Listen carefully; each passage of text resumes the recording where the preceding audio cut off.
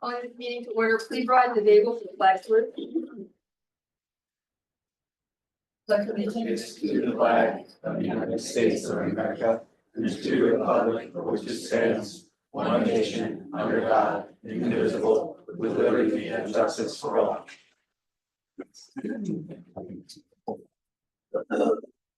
This meeting is called pursuant to the provisions of the Open Public Meetings Law. This meeting of February 10, 2025 was included in a list of meetings notice sent to the Hunterdon County Democrat Courier News on January 6, 2025, posted on the bulletin board at Borough Hall on that date, and has remained continuously posted as required. In addition, a copy of this notice is and has been available to the public and is on file in the office of the Borough Clerk. Carla, can I have a roll call, please? Sure, Councilman Arias. Here. Councilwoman Engelhardt. Here. Councilwoman Sarah. Here. Councilman Levitt. Here. Council Vice President Long. Here. Council President Parker. Here. And Mayor Carroll. Here. We do not have any presentations tonight regarding the mayor's report. First, I just want to comment on the fire on Saturday, which was really devastating to the borough, to the families that lost literally everything they owned, to their neighbors, and to the responding agencies. It was very traumatic. And I just want to publicly thank all of the responding fire companies, Raritan Township Fire Company, Clinton Fire Department, South Branch Emergency Services, Quakertown EMS, White House Rescue Squad, Quakertown Fire Company, the Hunterdon County Office of Emergency Management, the Amwell Valley Ambulance Corps, for showing up and for being there, for offering support, help, whatever was needed, and especially to our police department, our OEM, and to our fire department. These people were so brave going into a house on fire, a duplex, two sides, and rescuing people literally who ran out with nothing but the clothes on their backs. No cell phones, no wallets, no pocketbooks, and it's amazing that nobody was seriously hurt, and having all those responding agencies not only absolutely saved lives because people were taking Saturday mid-morning naps. And we're not even aware this fire was raging in their building when it was happening. But they also managed to protect all of the surrounding houses, including two wood ones, that are also over 100 years old. It's just incredible that they were able to keep the damage to one building, and of course, it's a total loss, but this town was truly blessed on Saturday, truly blessed by the community in this county coming out to help us. So, I especially want to thank, Sergeant McNally for making sure that the people that came out had insurance and were being taken care of. And I know there's a GoFundMe page now for the one family. So it was a real team effort of responding agencies. And now the community is also responding to those in need. So second, I just want to announce publicly that our planning board member Brian Semino recently resigned due to work constraints. So I am moving everybody up. So Justin Schlanger, I am appointing tonight to the unexpired term of Brian Semino. Jeff Dashna, I am moving up to the unexpired term on alternate number 1. Don Eckel up to the unexpired term on alternate number 2, and Mark Payne to the unexpired term on alternate number 3. Alternate number 4 to be named later. I would like to take a little time under my report because I see some people coming back from West Road to talk about the document that I sent out to you all yesterday that the chief had worked on mostly, and I added a little to it, regarding the residential only parking across the town. I hope you all had a chance to look at it. A lot of this is for discussion, but I do want to just say if Borough is not ready to start moving on ordinances to do the residential only parking across town, that we really need to direct Chris Corsini, our attorney tonight, to write the residential only parking for West Road. And regardless, you know, they need a more robust, you know, the suggestion right now is the chief really wants the 24/7 visitor and resident parking across the town. I know there may be some pushback from council about doing the 24/7 visitor.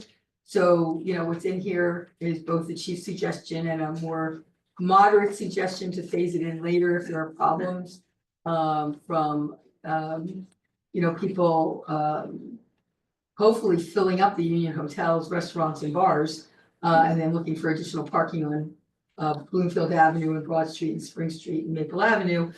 So this would have the visitor parking, no requirement for a permit from 4:30 to 10 PM, 7 days a week. But, you know, so I just want, before I move forward going through these talking points, I'd like to get your opinion on doing West Road now.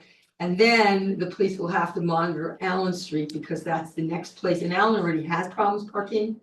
So they're gonna have to monitor what's happening on Allen, with that whole, you know, so much air in a balloon and push it, it's gonna go somewhere else. So, any thoughts on moving forward with the ordinance for introduction at the next meeting for West? Carol, I'm fine with it. You're good? I'm 100% on board with it. Anybody against it? I don't know, any chance we wanna just, I don't know, include Allen Street and North Place while we're at it, or? And this is the push me pull you, because it's just gonna, you know, this is why the chief wants to do the whole town at once. The difference is west, when you get onto West Ave, it's basically a dead end street. Yeah. Right. Allen Street, you can still go through, and so as we're coming up again on another week of potentially bad weather, folks are gonna be coming in and not able to turn around and, I mean, it's gonna be a matter of weeks difference and. yeah. We can keep it. I'm fine with going west. Okay. I'm absolutely fine with it. So we're gonna direct the attorney to have an ordinance for introduction on February 24th. Introducing West Road to be resident parking only. And we'll treat it, I guess, chief, the way the east side of Main Street is treated, where they'll get resident stickers and visitor Yeah, tags. yep, we'll do the same way, And it'll be a 24/7 enforcement. enforcement, Sounds good. okay? So that'll be introduced on the 24th of February, hopefully it will be adopted on March 10th. Regardless of anything else we talk about, so we'll move forward on that, okay? So regarding the residential parking, so just taking these points one at a time.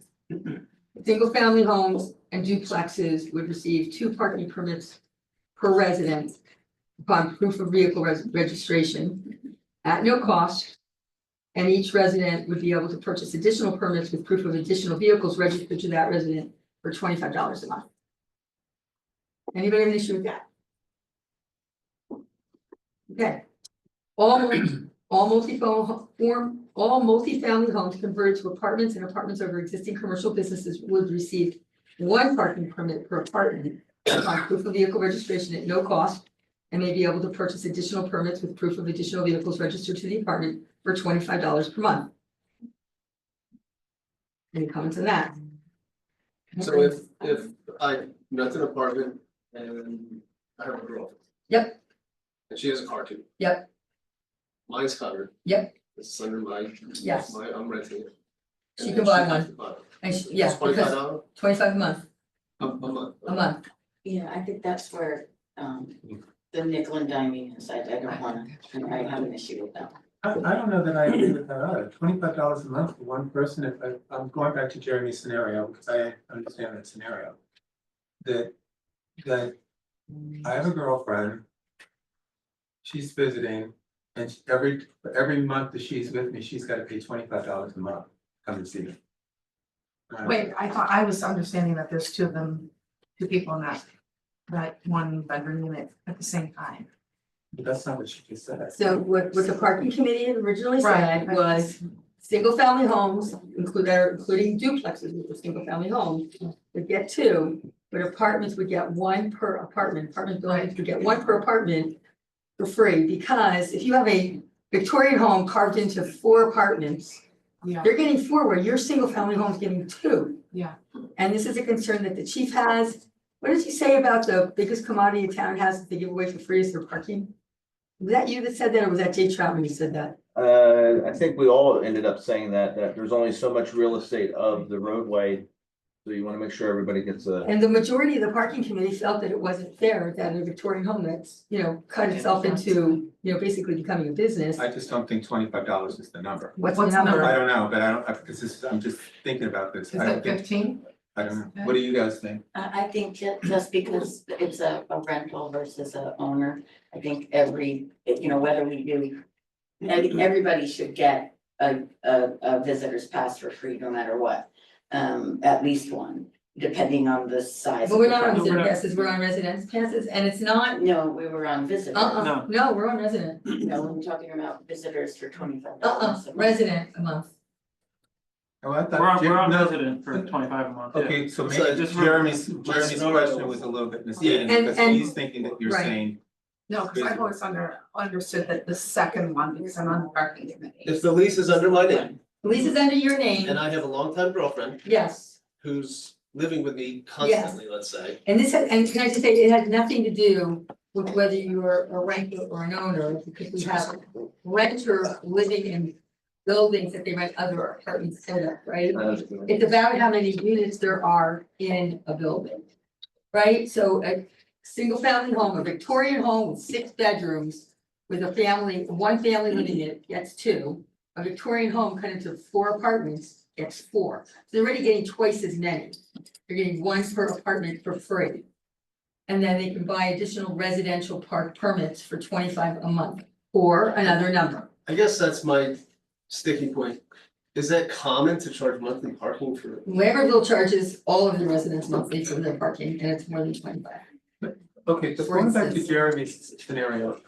If I am a married couple, Mhm. are you telling me that only one of us could get a parking permit for free and the other one have to pay? No, I'm telling you, the apartment would get one for free. Okay, well, however you want to rename it. Yeah. But the point of it is, there's 2 people in the apartment that are married.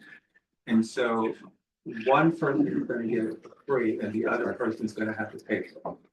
That's basically what we're saying. Correct. That was the recommendation for the Still parking not on committee, board. so. I don't know, but, I mean, we can talk about it, but I just don't see that. I think $25 a month to be married. Among Who all keep the the other discussion expenses public, I have. please? We keep the discussion public. Among all the other expenses I have, you're asking me to pay $25 to be married to this person to have another car. You're paying, Dave, you're already paying. Exactly. So I'm not gonna pay anymore. So what's the number? What's the number for additional residential parking pass? This is just a suggestion for discussion. It was a recommendation from the majority of the parking committee that 25 was a fair number for an additional residential permit. That, that big houses that have been cut into apartments shouldn't get a benefit that single families, they're paying just about the same amount of taxes, aren't getting. So let's go down the road. Susan, what do you think? No, I don't like the per month, I'm At all. fine, yeah, at all, I think that. Having, 1 parking permit for certain size buildings, 2 parking permits for certain size buildings is fine. I think having, when you go and register your car for the 2nd or the 3rd or the 4th car that you have in your household, that's fine, having a once a year fee is fine, I just have the per month is the thing that I have an issue with, and that goes for both, and that goes for both, initial as well as visitor So parking. wait, so we're not talking about visitor yet, we're sticking. I understand. But let me go back to No, what no, you just said, you're okay with an annual fee for another residential permit?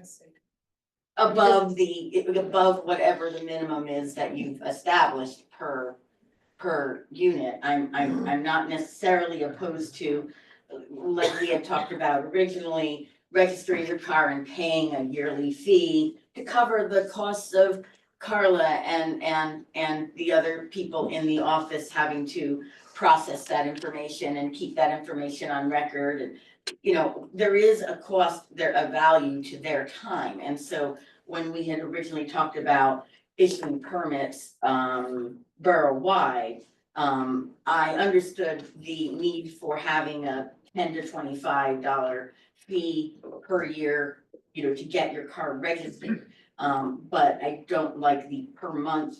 So, Jerry, I So- thought you guys were going to be, are you doing the? No, the way it's set up, it's this program is an online system. Okay. But we have it set up to where people who don't have the advantage to go online, they can go to the Borough Hall Library or the police department. Okay, that's so it's what I thought. electronic unless you don't have the. Correct. And there's a cost to the software, Correct. so that also has to be taken into account. Okay, so Susan, so let me go back to What do the you- question. what do you need to Hold- say, Can you hold on one Council? second? Can you hold on one second? Susan, let's go back to the question. The question is, what are you comfortable with? I'm comfortable with all single families getting 2 parking permits and 2 visitor parking permits per year. I'm comfortable with. So hold on, so they're getting, so everybody gets 2, is that what you're saying? For Single family for homes, single family so also homes. includes duplexes. Okay, and then. We are with the apart- recognizing their larger square footage. Okay, and then with the apartments, what are you comfortable with? I'm comfortable with 1 and 1. Well, it's, okay, so the parking committee had recommended 2 for any kind of building, because single family homes are getting 2, and let the landlord decide how they're gonna be done, and people, how they're given out, but you're saying 1 and 1, okay, and I think, I don't. Are you saying 1, and what do you mean by 1 and 1? One visit, so Hold on, right, let Susan explain, please. Susan, what do you mean by 1 on 1, please? Per residential unit, if it's not a single family unit. So each person, so there's 2 then? Yes, There's 1 and 1, okay. one that's- residential, 1 visitor for free. right. For an apartment, whether it's in a cut up Victorian home or whether it's over Stryker's paint store. Yeah. Okay. All right, so you're comfortable with that. We haven't gotten to the extra, the cost for extras yet, but Jeremy, are you comfortable with that? That, and I just wanted to add, I'm not comfortable with $25 a month. I think $300 a year is a lot of money for I agree. a lot of people. Okay, well, let's get back to the money. Let's circle and agree on how many per units, okay? Are you Are you- comfortable with 1 and 1? 2 and 2 for single Yes, I'm family, there. 1 and 1 for apartments. Yes. Brandon, Councilman Arias, Yeah, same thing with Jeremy and Susan. okay, I'm okay with 1 and 1. Councilman Trail, love it. Yeah, we can, Sorry, we can get back to the money, but, yeah, I think, okay. 2 per month for the, All right, so we're good on the recommendation of 2 parking permits and 2 visitor permits regarding the single family homes and 1 and 1 for the apartments. Okay, so let's talk strictly extra residential permits only, not visitors, just extra. So you're in a single family home, you're in an apartment, whatever you're in, you want to purchase an additional residential parking permit. What's the number? It doesn't have to be 25 a month, it could be, and I'm like, no, I'm less comfortable with an annual fee, I'm comfortable with it for a single family home. I'm less comfortable with it for an apartment, because they may wanna move. And giving refunds is always a pain in the neck. So we can always say non-refundable, and name a price. What's the extra for the residential? Mayor, can I just add that? Yes. That the car has to be registered to that address. Yes, absolutely, has to be addressed, yes, has to be the Yeah. address. Yeah. just Yeah, we all for- talked yeah, about that. I Absolutely. agree. okay, Otherwise, we're gonna never have, we're always gonna have problems. exactly. Okay, I think, I just think we need to look at renters very similar to homeowners, because they, most of them sign at least a year lease. Many of our renter residents have lived here 30 years, 20, 30 years or more, so I don't necessarily think we should see that as an issue. well, I was trying to be nice about it, so. Yeah, but I you know, actually think it's actually. a burden, Yeah, I do, I think, you buy a sticker for a year, and you're registered, whether you're, like, Jeremy's scenario before. You're renting an apartment, you get 1 visitor and 1 resident, let's say you have an adult child who all of a sudden gets their license while you're living there or something. You buy another, visitor's pass for the year. It also works well because you've got the visitor's pass for the year, let's say you we've got a in-law that comes regularly, so you can register them for the year with their visitor So- pass. I just think that I wanna make sure that we're treating the residents and the single family Well, you wouldn't homeowners be able and to the register your renters same. mother-in-law because she won't have an address that matches. You're that. right, that was a bad example, but So- I can't really think of Yeah. something off the top of my head, but I don't think we should What's treat the it number? similar. What's the number for you, The for an extra resident parking? Is it $100 the registration per year? for the third car? Or the I think it shouldn't be any more than $25 for the year. Oh, God, no. But the only costs we're saying are software and some, but not much, according to the chief for Part of you know, part of the process is what'll happen is they'll go online, they'll register, they'll send us a photo of their credentials, of whatever the household bill is and the registration. So somebody does physically look at it. So, once we kick it off, it will take some time. But once we're in full swing, it's not gonna. The chief is also requesting 2 part-time special police officers to monitor and write tickets on this, so we're talking, it's not a lot of money, so. Okay, that's two different things, let's stick with this one. So Susan, are you saying, what is your price, what is your price? I really don't think any parking permit should be more than $25 a Okay, year. so That's Susan's 25, Jeremy, where are you? So, just so I understand, we're separating, Residential from Residential visitor, from- yep, yeah, this is just a year-round resident parking, 24/7 on the street. so in the, unlike the parking committee, but was there is there a number of, The parking committee, with the exception of Councilwoman Engelhardt, was unanimously beside her with the 25, which would be $300 a month, a year. If that's too much, then, because otherwise, it's like free parking. I mean, $25 and free I'm is. sorry, $300 a month for somebody. No, no, no. Here, well, And that's here. fine if it's too It- much. It's just, But if 20 you have a family with 2 kids and you're paying another $300 each, that's not fair, we're not gonna. And that's fine, right? But 25 is, you might as well not even charge, because 25 is just, it's nothing. So, My concern is, I know you're saying let's put the cost of the 2 additional new hires outside, but I'm saying you can't buy per cake yet, and the cost of this. Okay, but $25, if it costs $25 to hire 2 more people, we're not gonna hire them, that's the bottom line. But let's just keep I'm down just this gonna- road, let's just keep down this so road, to please. to me, So Jeremy, for what's your a number, number? if I can consult Ms. Connor, you have fees for certain things that you're what are some yearly numbers for things that we pay here right now? Like, can you think of anything off the top of your head? And I hate to put you on the spot, but like any, Well, yard sales are $5. But that's just what What's yearly, club pickup is 40. 40, 40, we have okay. that for 40. I'm trying to look at I'm the trying- numbers. A year. There's not a lot of low things, because we have food license and things like that. But before, I just wanna make a point, a lot of people that come to our window do not have credit cards. They're gonna pay in cash. They're not gonna use that machine or that computer, I don't think.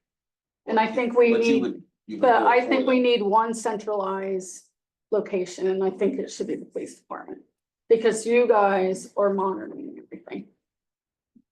so you think It's they just should an go to input. their. Oh, I okay, just but think that's I wanna getting, hold on, Yeah, let's I- get into another and subject. that's right. I wanna stick to But the I'm just price. saying, people use cash, Okay, not credit. so let's stick to the price. Jeremy, Yeah. where are you? Well, I'm more into the yearly fee for this. Okay. Yeah, you're you- fine. And look, I know we don't want renters just getting a bunch of cars, that it just causes a lot of problems, so. A yearly fee, I think nothing in excess of, I would say, $100 to $125. A I year, mean, Okay, at most, a year. I mean. Okay. $50 is, I mean, that's. So where do you wanna be? We do $10 a month. That's a- I don't know if I like the monthly thing. no, but that's what it breaks down to. Yeah. Oh, got it. Okay, so are you right there? Okay. Okay, so 100 to What about you, Greg? 125, Yeah, I'd say about the same price point because, yeah. the One- next week's a 120? bus, Yeah. 100 to 125. Trent, where are you? This is all being charged at one time, yes. That's- This is- that- It's not actually That's monthly. what pay. That's the proposing. suggestion. That's Yeah. what Susan's proposing. Susan doesn't want it to go through monthly, she wants it all at once. Wait, before we move on from that question, Jerry, does this software allow people to pay monthly or annually if they prefer? We I'll give have to people ask the the option. vendor. So let's say if we can give them the option, then we can give them the option. Yeah, I think they'll, well, and I'll ask them about it, Is that what you're what going happens if they don't pay into that equipment and how that gets. Okay. All right, so we'll keep that. So, okay, Councilman. I was gonna say typically that would incur additional credit card charges and fees if we did it, monthly processing. But they can walk into the police department and hand them $10 a month if they wanted to. I mean, yeah, a I know, lot to I do. know. True. But I think it's probably gonna be like a one-time yearly thing, we can determine that, but honestly, up to like, $15 a month, which would be. $180, Yeah. Right. right? I'd say at most, I think it's really hard to come up with a cost. It sounds kind of arbitrary without having all the information. So, I don't, I don't know how many people this will actually affect. That's hard to know How in many people advance. have more than two? How cars? many people per, But it's not just household? the card, you get 4 stickers, right? So if you have 3 cars in your household, you get 2 visitors for free as well. It says, you So don't the have to visitors, go what we're out. not regulating though in any way other than you have a visitor's pass and you're fine. Like, it's not like, okay, I'm a visitor, I gotta register at night. There's no or- difference between the visit, the To residential, that address. yeah, it's still gonna, So I so. can just hand it to, So, I can hand it to if we're somebody gonna give out here, 1 and somebody- 1, back to Councilman Long's scenario, when there's a husband and wife, they're getting 1 and 1 right off the But bat. they're getting one and then a visitor one. But they So are, if I have another visitor, then the visitor's paying. It becomes 3. it depends, if they're staying overnight, yes. Okay, so here's what I think. Here's Well, we what I haven't think. finished, Oh, but I'm No, I was Councilman gonna say, Long's like, hasn't I finished. mean, we have 1,970 something households in the borough. And that's at least 2 cars each. So that's like 3,800, vehicles or something, or we don't have the room for that regardless on the streets as it is, like. And that's part of the point of the parking lot, Yeah, you know. is to try to get people to use their driveways. Exactly. so- And almost, Yeah. we have just a handful of residences that do not have driveways. Again, it's like, it's less than. Exactly, and Less than most of 20. the actual like apartment blocks, they have, parking lots, like. I don't think, Carla, do you know how many people I'm actually have a just- pass now, like? Yeah, I've got 2. good point. I've got 2 of the old stickers. I don't Oh, well, we were told at one point we had to have them, we've always kept the stickers, and that way if I have to leave my car. in the street, But I can getting do it. back to this, again, everybody basically, if you're in a single family home, you're getting 4 parking permits Exactly. every year. So the idea of having to buy an extra one is, you're already getting 4. But I think it goes back to what Susan's concern, I think what Susan and Jeremy's concern, correct me if I'm wrong, because I'm not trying to put words in anyone's mouth, is it's not about the single family homes, it's about the apartments. Is that correct? And so for the apartments, forget about the single family home, for the apartments. What is the study that's been made to say how many apartments are utilized, how many people are in an apartment, how many cars are registered to an apartment, or whatever the case may be? I'm just curious because it goes back to what Trent is saying and saying, well, wait a minute, we have this, but do we actually know what we have? And why are we doing this unless we know what we have? Well, so. Because then we're just throwing money against the wall and hoping that we're gonna have fees to come up with. Right, I mean, Which is why I said the costs are arbitrary. the single family homes that are now apartments within an older home. In sections of the town, there have been complaints from residents, on Pennsylvania Avenue and some other streets. About the apartments nobody uses the driveways, they're all on the street. So, we know there's a lot of apartments in this town, and a lot of these homes have been cut into apartments. We know that, that striking number of, 64% of all of our housing stock in this town are apartments. It is way higher than the norm, it is at the size of Jersey City. So we know that for a fact, and Superintendent of DPW Campion has articulated to the parking committee that the Main Street apartments that are on Bloomfield and Main, they use the municipal parking lot and have traditionally used it, and they'll continue to enjoy using it. You know, that they take up a number of spots closest to where they can walk through the buildings. Some of them have small parking lots, some of those buildings already. So we know, we know that we have an excess number of apartments in this town. You know, it should be more like we have, 30% apartments and 70% houses. We have 63% apartments and the balance is houses. So, it's parking Well, committee's that's for recommendation, various so. reasons, though. I mean, it's for various reasons. But I- People need the income or whatever the case may be. Hold on. And so here's what's in my mind right now. So a driveway, if I do rent out part of my house for apartments because I need the income, then, and I have this driveway, it's just a long drive, it doesn't go this way, it just goes this way. If I have 4 people, then you're saying that if everybody's parking in that driveway, then people have to jockey to find out to get up in the middle of the night, or whatever, to pull their cars in and pull theirs out. That's not reasonable. That's not It's just not reasonable. And nor should we ask people to do that. We're not, But you are because what you said is we want people to use their driveways. I get that if it is reasonable for them to do that, that's not reasonable for everybody to do that. I can do it. My neighbor can't do it, another neighbor, I'm just telling you, it's not reasonable. If that is what you're trying to get to, that's not a reasonable solution. However, if on the other side of it is that you are trying to get people who live there to use their driveway, that's a different subject. And the ones who have apartments in the whole bit, and there's alternate ways for them to park, and that's communicated, that's another subject. If then the residual, and I'm renting my place again in the whole bit, and I have a wife, I have 3 kids, whatever, and we have 2 cars. You're asking them to pay for a fee to park.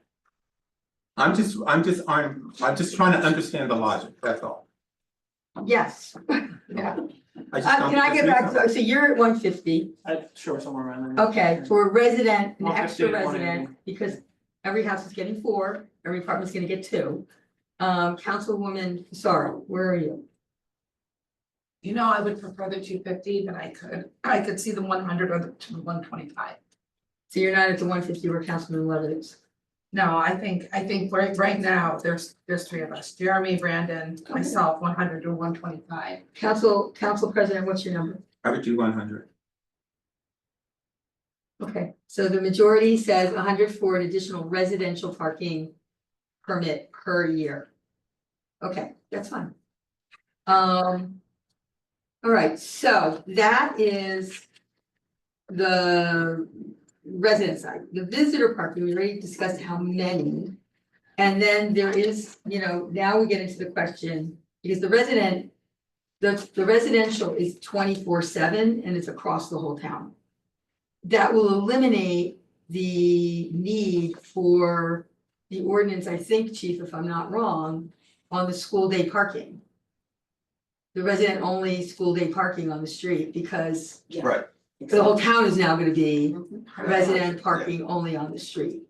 Right. Right? Can I just ask this, the commercial areas, Angle, Main Street? Not part of it. Not part of it. Main Street is Just not next- part of this. Okay. That's a whole different, Sure. right now, that's in the Yeah. 2-hour parking, the overnight parking. Spring Street, behind the New Union Hotel, where we're hoping it's gonna be parallel angled parking and a parallel parking. So the The non, residents are gonna have to be able to park there overnight because they park there now, and a lot of them don't have driveways. But that's also a commercial area that may have meters unless you have a resident sticker. If we ever get to that meter, the next step, but yeah, no, okay, just wanna make. we're not talking about any of that, and unless we put in meters in the municipal parking lot, all that would remain first come, that part of the deal with my Campion is that parking lot has to stay first come, first serve if there's a snow event. Doesn't matter whether you bought an extra parking space or not, you've got it, You're that's, bringing people off the road, We yeah. gotta get people. Yeah, exactly. Okay, everybody's on board with that? Yeah, can I Okay. just mention, because there was a question after our last meeting that was raised. Which meeting? our last council meeting. Okay, That was raised, I just wanted to make it clear. Something that was mentioned at the last meeting that changed since this meeting is that the visitors parking is essentially only at night. well, there's the proposal from the newest proposal from the parking committee. Because there was some comments up here from certain members of the council that, you know, you entertain a lot at night and you It don't was want me, you don't have to visitors. say members, it was me. You Oh. can say it, you said it in a meeting, so you can say it now, go ahead. Well, I I don't generally put anybody on the spot, but I I'm like saying You that. said it the one of your chief- meetings, it's okay. The chief all is right, it still, was the me. chief is still at, he wants to see the visitor 24/7 as well. Because he is like, I don't want, you're sitting here, chief, I mean, you articulate very clear to the council, you're very concerned. Yeah, it's wanna the make Gary sure Street that- parking For you, you know, like to guarantee the spots are there. But I want to reiterate, my comment isn't because of what Tony said at the last meeting. I actually got contacted by several residents after seeing the last meeting with the same concern. So that Tony there's two proposals on the table, the chief, who says everything should be 24/7, including the visitors. And again, you could buy an extra one of those, and we lowered the price of the parking committee way down to $5 a night or an overnight. But, and the chief is just concerned because so the Union Hotel project, they are not gonna be charging a fee for guests who, according to our traffic consultant, our traffic engineer, who spoke with the redeveloper. There's no fee if you're going in to eat or drink. Okay, if you're renting an apartment or if you're going into the hotel, there is going to be a parking fee. But not if you're going there to eat and drink. So he told me that he believes that means that these outside lots where the old Flemington Fur was and over by the insurance company, that's gonna basically be where people who are eating and drinking are directed. So I think that there's a total of maybe 80 parking spaces there. Somewhere around that, 60, I think, roughly at Flemington Fur and another 20 or 25 roughly at the insurance company. So, the chief's concern is that, there's gonna be way more than 80 people in the bar, in the restaurants, and that they're gonna start looking for. Even though they're not paying, they're gonna run out of parking spaces, presumably. I think that's your concern, chief, right? Right, it's just gonna move over into. Residential side areas. streets, yeah. So it's up to you. I mean, like, if you wanna wait and see what happens, there's the proposal to do no fees from 4:30, no visitor tags required from 4:30 to 7:30, or I'm sorry, till We're 10 gonna PM. maintain the school parking. And then what? We're gonna maintain the school Yeah. parking during the school year. So, So with I would school, say- when school is in session, it will be as business as usual. Yeah. Right, okay, and What were so you saying? once school is closed, so it's at That's 4 o'clock, Yeah, right? Then, and where did 10 o'clock come from? that's the nighttime visitor. that's when you visitors have to vacate or buy an overnight. Okay, but how did 10 o'clock? Oh, come it's our from? noise ordinance. Yeah, The but noise we also ordinance is had, 10? Yeah. yeah, but we also had a always conversation on the been parking committee that some of us would prefer it to be 11, Well, just not the it was only noise. you. It was only. No, it was myself and Beth, if I remember. No. Okay, but wait a minute, hold on, That was how I wait a remember. minute, how? Because a hotel is opening, it's going to have a bar, Mhm. it's gonna have other stuff going on. And we want visitors to Main Street, and you're telling them to close down at 10 o'clock? I don't think so. No, I we're think not we telling need- them to close No. down. Well, you're telling people they can't park after 10 o'clock, what's the difference? Okay, that's where. We're There's telling no difference. visitors I- that they it's- have to, That's not reasonable. If a restaurant is open until 11 o'clock or midnight, or whatever the case may be, you're telling people that they've gotta leave because it's 10 o'clock, but you want traffic on the street. That doesn't make sense. If they're parked on. these are But it residents, still these are, doesn't make sense. council president, these are residential streets with kids and parents who are not gonna be able to find parking There's themselves. residential streets And in people come- Somerville, let there's me residential finish. streets in Let Lambertville, me there's finish. residential Let her streets in finish. Let me Frenchtown. finish, Stop. please. Let me No. finish. Don't do that. Stop. Let me finish. We are, the concern that was discussed, especially from the chief, that people were gonna be coming out loud at late hours and waking people up, just a normal conversation but a little louder than normal, because that's how people, they're excited, right? And they're going to their cars. And we're talking about overflow in your neighborhood and Spring Street and Bluefield Avenue and Maple Avenue. And that's the concern, is about the noise in the residential streets when we have our noise ordinance in effect at 10 o'clock. That's where the 10 o'clock came from. So we need to learn how to pivot in this town, and the point of it is you're bringing new stuff in, and so you need to learn how to pivot, to adjust to the new things you're bringing in. So 10 o'clock may be fine now because there's nothing here, so that's fine, it's quiet anyway. But at 11, if I have a restaurant, a bar, and et cetera, open until 11 o'clock or midnight, and you're telling me that I need to be out of Dodge by 10 o'clock, where is the reasoning in this? Not out of Dodge, out of the residential neighborhood. Then where are they going to park? They can park on Main Street, they can park in the municipal parking But if lot. that's full, where are they gonna park? Well, then we have a wonderful problem on our hands. Exactly, No, but I that's mean, like, fine, I'm but 10 hoping o'clock to is see not that ten many o'clock. people come here. Midnight. I know, I'm saying- ordinance, 1 AM. I didn't No, say that, I did not say that, I'm just trying to understand the 10 o'clock. I don't think 10 o'clock is reasonable, maybe it should be 11 o'clock, maybe it should be 11, I don't know what the number is. Well, But I think before we decide on what it's gonna be, maybe we need to visit some other towns and ask them what their ordinances are and what are their experiences with restaurants that close at 11 o'clock. this is I'm just saying. a family community. And the goal here is to protect our current residents, and that for them to be able to go out to a movie and come home and find a parking spot in front of their own homes. And not have to drive around the town until 11 PM. Well, I think So- if it comes up to that way, then we should readdress it, but I just think that this is But I- nonsense. But I do think that one of the things, instead of us trying to decide this, did we go out to the community and ask them what they think? Well, that's what we're doing now. Okay, well then come back with that data and then we can talk about I it. mean, we'll do an ordinance, there'll be a public hearing on an ordinance. What were you gonna say, Councilman Levitt? If I could just say, I think, I hope that we have the issue where people are, it's so full that the lot for the hotel, the municipal lot and the entire Main Street is full. I would love to see that. In the Justice Center lot. Me too. Yeah, Yep. every single lot is I would full, love nobody it. can park, Yep. wonderful. And I if we think have that simply problem, for, we'll address it then. simply for clarity and, consistency of the rules, so nobody's like, oh, I don't know when I can park, oh, I don't know if I have to move my car. 24 hours, that keeps it simple, nobody's confused, nobody's ambiguous.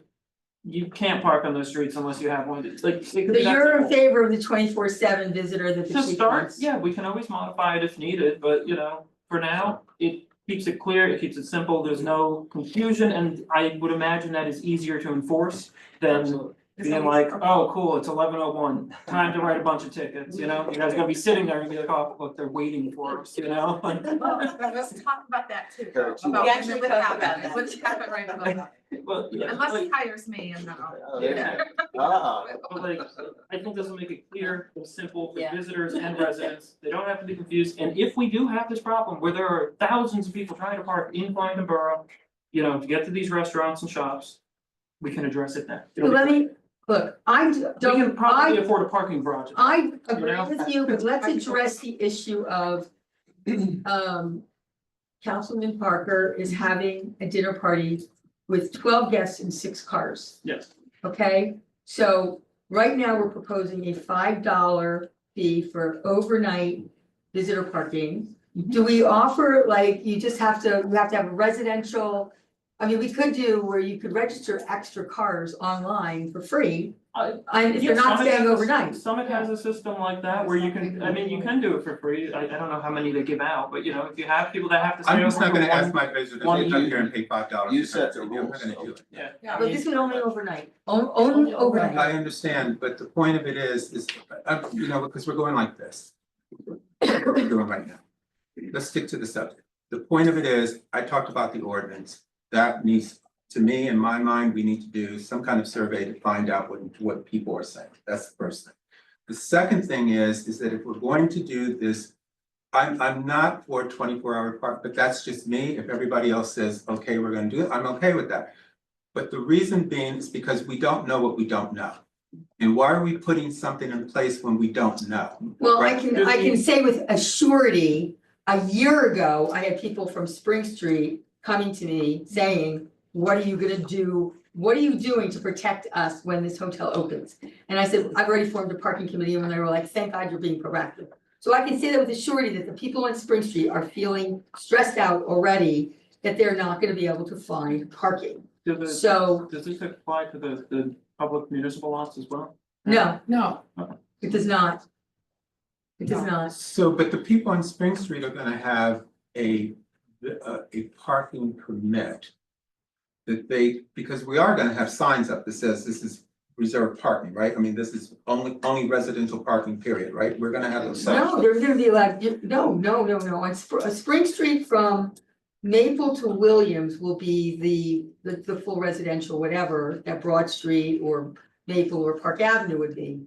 But on Spring Street from Bloomfield to Maple, that is gonna be both commercial for people to park there and go shopping in the plaza and eat in there, plus the residential. So they've got an issue, we're not gonna allow, I mean, the parking committee feels very strongly about not allowing overnight parking in those parking spaces. So I agree. I don't have a problem. You know, because those residents need a place. Don't have a problem, don't have a problem with overnight at all. Do not have a problem with. So can I stop there and say, all right. If we do the 24/7 across the town visitor. And we allow any resident, apartment, house, duplex, it doesn't matter. To be able to print out as many visitors tags as they Overnight want, Passes, you know? not But she's not overnight. saying overnight. Not overnight, but that they would be good for, you know, from 6 AM to 11 PM. And then if somebody's gonna stay from 11, is that what Main Street is, 11 to 6? For Main Street is 1 to 6? one to six. 1 to 6. 1 to 6? Yeah, one So AM. maybe we say that if there, people are gonna stay from 1 to 6, that's for $5. But you can have 20 people at your house, council president, for free until 1 o'clock in the morning. We're looking for a problem that doesn't necessarily exist right No, now. we're looking to stop a problem before it starts and be proactive about it. That's what we're looking for. That's why I established the parking committee. It's coming, and the chief knows it, and Jay Troutman knows it, our traffic consultant, and Beth knows it, and Mike Campion really knows it. Right, but we So our also don't want professionals know panic. it. But we wanna get it in place before that first apartment is rented, so our residents are used to it, and nobody feels like we're taking anything away from them from an apartment complex. That they didn't, that they didn't enjoy in the first place, so. So could we do that? Can we'll go back, we'll talk to the software company. Mhm. We'll see if we can put unlimited parking passes that are good from 6 AM to 1 AM, 7 days a week. I can even have, maybe arrange him to come talk to you guys. Answer everybody. questions. I think that would be a great idea. I think Yeah. so, that's I think good. that'd be a great idea. Can see Cause I don't if wanna he move can on come on anything till we the, have all the facts. well, it doesn't matter, the 24th would be best if he could come then, you may have I'll another reach out to him presentation, tomorrow and but, see what is, okay. 24th is the #1 spot, and then the next Would be the 10th. would be okay. Yeah, we may have a presentation on the 24th. We're definitely having our tax assessor coming in on the 10th. So, Still want me to shoot for that, or? I would rather have you shoot for the 24th. Okay. Okay, so we'll get back on that, and I think.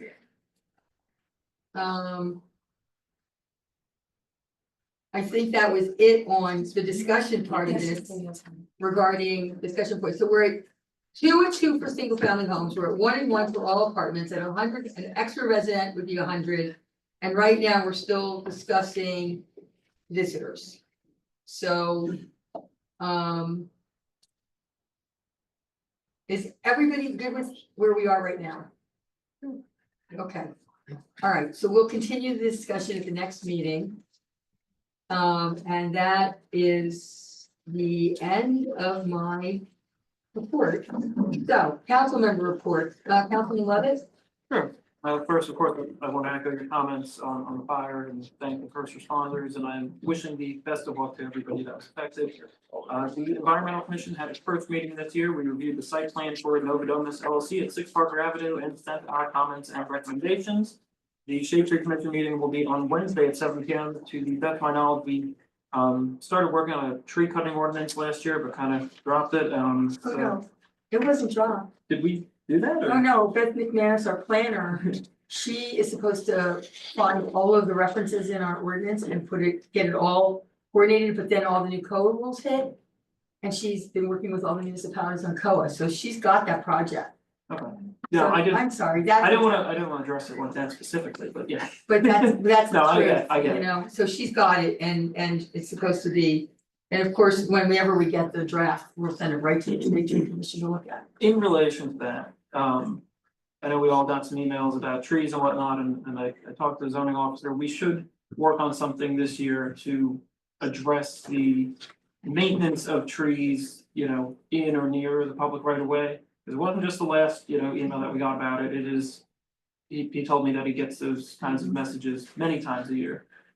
So I was gonna try and talk to the Shade Tree Commission about that this Wednesday, and hopefully have something to report on at the next council meeting, regarding that.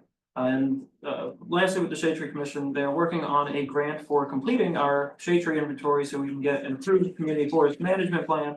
And if they get that finished in time, we could potentially place a resolution on the agenda for its passage at the next meeting. The big consideration with that, though, is that if I remember correctly, the grant is for up to $25,000 or $20,000. It requires a 25% match from the borough. So that is something that we would have to consider regarding, you know, budget and everything if we wanted to do that this year. And Is that to have a professional come in and do the inventory? so it requires, if I remember correctly, it requires the Shade Tree Commission to have a professional working with us in some manner. But it is to collect a inventory for the entire town of shade trees that we would be responsible for managing in some way. And when we sent over, we had a resolution last year where we sent over a community forest management plan, which gives us certain protections for liability and whatnot, and opens us up to additional funding for shade trees. But the state said we needed to have a complete inventory to be able to get that plan approved, and we do not. So this would be a grant to get us an inventory, so then we could finish the community forest management plan, send that over to the NJCUF, and get it passed. And who's the grant coming from? With, I think the NJ Community and Urban Forestry Division Commission, something, State Department, you know, New Jersey state funds, I believe. So you're talking about a match of, I don't know, $7,000 in the budget. Something, if we apply for the full $20,000 in funding, I don't. 20 or 25,000, I'm sorry. Sorry, 20,000. It's, I'm sorry, Yeah, okay, okay. I have 25, Yeah. okay. But 20,000 with a 25% match, which is $5,000. Yes, I Okay. believe so. If Got it. we request the full funding, I don't know if there's options to request less funding if we don't need it all, but I will hopefully have more details on that to come. It's just that the reason I'm mentioning it now is because we're working on it, and the deadline is, I believe, the 27th, so right before, February? yes, right before our next council meeting. So, So I will send a note to our CFO. Yeah. To see, you know, I think everybody up here wants a zero increase. Yeah. On our budget, so. I I agree. just, you know, death by 1,000 cuts, you know, keep adding a lot of little things. little things add up, so Yeah. I'm gonna ask him about this, Trent, if we can't do it. Yeah. Can we do it next year? I mean, Yeah, is I this was gonna something ask that that question. I revolves was gonna every ask year? that question, yeah. I can, yeah, I mean, this grant, I think, has been on the books pretty much every year. As far as I've looked into it, so yes, there should be an opportunity next year. And, I mean, I know that the Shade Tree Commission wants to do it, but I have yet to talk to them about the exact details of it. So, Yeah. I'll see how, if we wanted to get it in and approved this year and get the whole thing going, yes, we would need to do it this year, but it's still gonna exist next year, to the best of my knowledge. Okay, thank you. And lastly, as a reminder, the Plainville Raritan School District has a vote on the 6% budget increase on March 11th. I still have to reach out to her, but wanted to see if we could get Superintendent McGann to come here to the next meeting for a brief presentation and to answer any questions anybody on council might have regarding how this could impact our budget and our residents for next year. Which is the potential presentation I mentioned, Chief, is having Karen come in. So if she can come, great. But I don't think she'd be real long, you know, maybe a 10-minute presentation with questions, Q&A for 20 minutes. Okay, anything else? Thank you. I think I covered it all. Thank you. Councilwoman Fassar? We've discussed the parking committee. The library continues to remain closed through 2/15. Potentially reopening on the 17th, that's what they're targeting, Why are they closed? basement work. Asbestos, Asbestos. Remediation. yes, Mhm. asbestos remediation. Okay. Thank you. And planning board meeting is tomorrow. When did they find out about this stuff? It's not, I thought it was mold. We don't know which one it is, okay. So it's stuff, This one's okay. they've known about it for a while. Yeah, it's been, it's. It's, been- yeah, they've been trying to get all their Oh, ducks they in a just row. got the money to do it? They got the money from a bequest on a resident passing, but then they had to get all the permits, and they had to put it out for bid. And it was the whole big thing, you know, when you're dealing with any of these Hmm. noxious things, whether it's mold, whether it's, it doesn't matter, it's all the same. And how long has it been closed? Just for a few, it's just a few days. And it's gonna be closed for another couple No, weeks? not a couple of weeks. The end of Another this week? week. End of this I think week. this week. Oh, okay. Hopefully targeting. What's up the 2/17. week? Yeah, so targeting 2/17 to Mhm. reopen. Oh, yes. But if there's issues, then like Yeah. anybody who's ever gone through a remodel or something of this nature, as I have. The day you target is not necessarily the day that it All right. happens, so. Right. I have a request, could we make sure we put whatever opening date turns out to be on our website and maybe Facebook page, because I know that, like, the county put out a note saying that it was closed, the county library did, but I didn't see the library It's on our do the website. same. It's on our website now, I know. She's saying when it opens. When it's planned to be open, you know, because that date, Adrian's right, you know, construction changes and that date could shift. Somebody just has to tell me. I will Yeah. tell you, Thank you, I will tell you, I will work with the library director. appreciate that. Okay. Anything else, Councilwoman, No, Council President? Yeah, so I think I talked about the FCP board meeting. If I didn't, I'm just gonna do it one more time. Okay. I talked about it last time. So at FCP board meeting last couple of weeks now. Several things are going on. We're shaking it up. I think I've talked to each one of you individually to let you know that we're shaking it up. Doing much more outreach to the businesses and making the businesses feel like they're a part of this community, because I think if we don't have businesses, we don't have a community. I use the example of there's places in Warren County and there's places that people have to drive 45 minutes to get to the nearest store or the nearest whatever, and there's not a lot of choices. So we need to respect our business owners and make them feel like they're a part of the community. I am personally going to be, and I am enlisting the council to do this as well. We actually have, I asked FCP for a entire list of all the businesses with contact information throughout the borough. I just received that today. And I'm gonna go through it and get a plan so that we can do an outreach to all the businesses. I think we personally need to go in, let them know we exist, let them know that we're on their side, see what they need, see what's working for them, what's not working for them, let them know what's happening. Speaking of which, and I'm also working very, very closely with both the president of FCP and the executive director of the FCP. So I've gotten, we're real hyper focused on this. The other, speaking of which, I've asked FCP and the HUS to get together to talk about what's gonna happen in terms of what the outreach is gonna look like when courthouse is ready to open. Because I think everybody needs to be in lockstep. There needs to be bounce backs for one another so that, you come here, you get a ticket to go here, you get a coupon to go there, whatever the case may be. But I want them to talk. I want them to actually sit down and talk. Communication is a wonderful thing. Speaking of that, I do remember saying in the last council meeting that I actually spoke with, Jeremy and I actually met with Jack Huss to talk about rules and here's what we need and things like that and get everybody focused in a little bit. I did tell everybody that one of the things I wanted them to do was to my champion. I'm happy to report that CUSC reached out to my champion and they're meeting bi-weekly. I actually went to one of their meetings last week. And it was a matter of a 20-minute meeting and everything was resolved. Everything was, I was just, it couldn't have gone better. We also had a meeting with Beth, because we said that we were gonna have monthly meetings. Again, over communicating with them, with us, with Jack Junior and Keith and Jeremy, who else? Jack, the architect.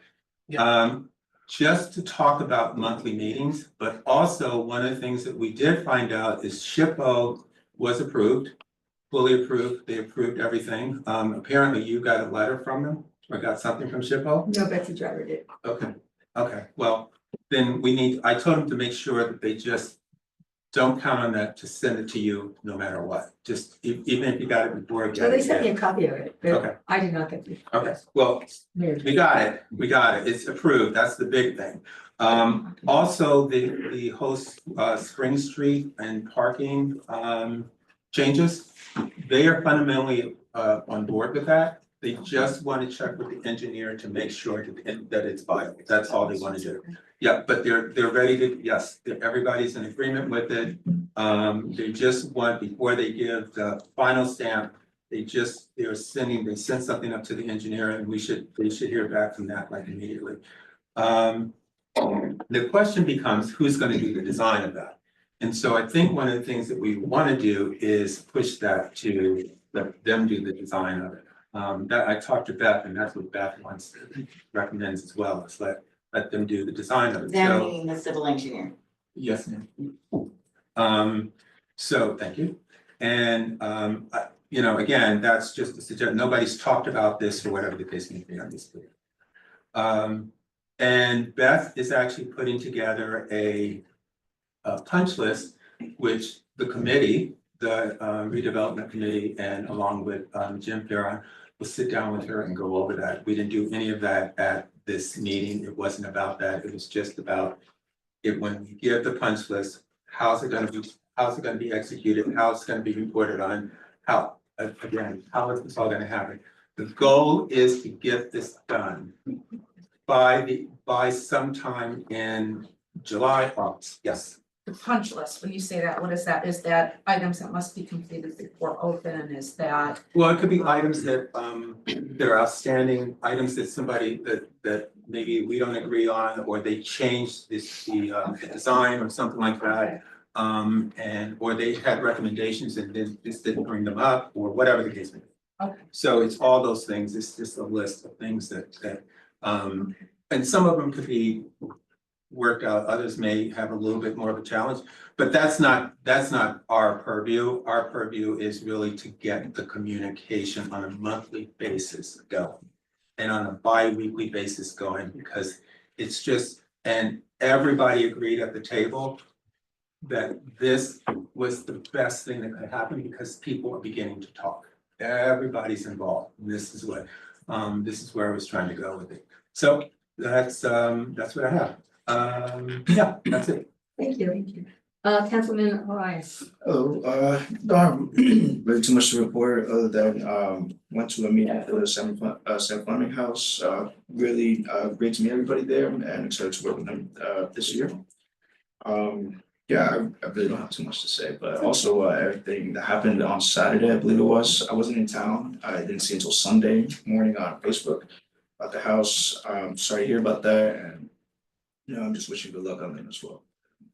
What's happening? Thank you. Council Vice President Long. Hi, good evening. I got a bucket load of stuff here, trying to move quick. So the Office of Emergency Management would like the governing body and the public to know that the coordinated response by our borough's emergency services, police, fire, and rescue to the recent fire on Main exemplified outstanding teamwork and professionalism. Public safety teams not only managed the incident effectively, but also provided vital support to the affected families. The office would also like to extend sincere gratitude, and some of this might be repeated from what the mayor had said earlier.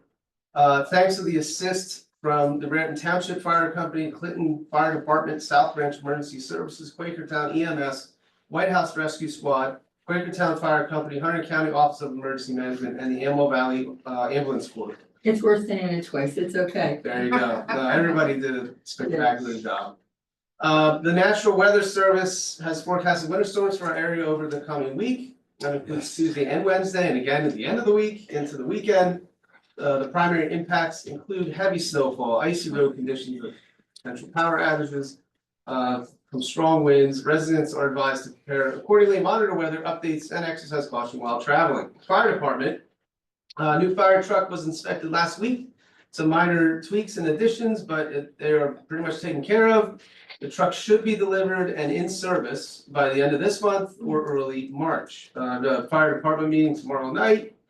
And the volunteer fire department is always looking for volunteers, so if you look for a way to serve your community, help out, be a hero, you too can wear the firefighter's cross, contact the local department. Squad news, a few things, some data primarily I want to share. Rescue squad responded in January to 297 emergency calls during that time, 6% higher than the previous year. January calls for just points of comparison, 47 of those calls were in Flemington Borough, multiple outside of Raritan Township, and even extending, I think one call in Somerset. During January, a rescue squad responded to 3 serious motor vehicle crashes that required extrication operations to free trap patients. The squad also responded to several fire and hazardous materials calls. Newer members participated in a tour and orientation of the Hunter County 911 Communication Center, while the monthly EMS drill focused on the Lucas CPR device and patient moving equipment like the Stryker stair chair, Reeve stretcher, Inferno orthopedic scoop stretcher. Don't ask me what they look like, but that's where they were. The Rescue Services Unit participated in an 8-hour full-scale exercise as part of the Hunter County Technical Rescue Team's quarterly exercise, and also conducted training on ice rescue techniques and equipment. Police Department.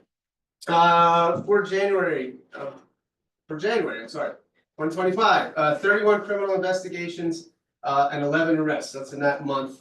And just know, criminal investigations are continuous. So it's not like every month there's 31, there's whatever, 50 the next month. It's just continuing or reducing. So that's not a fixed number.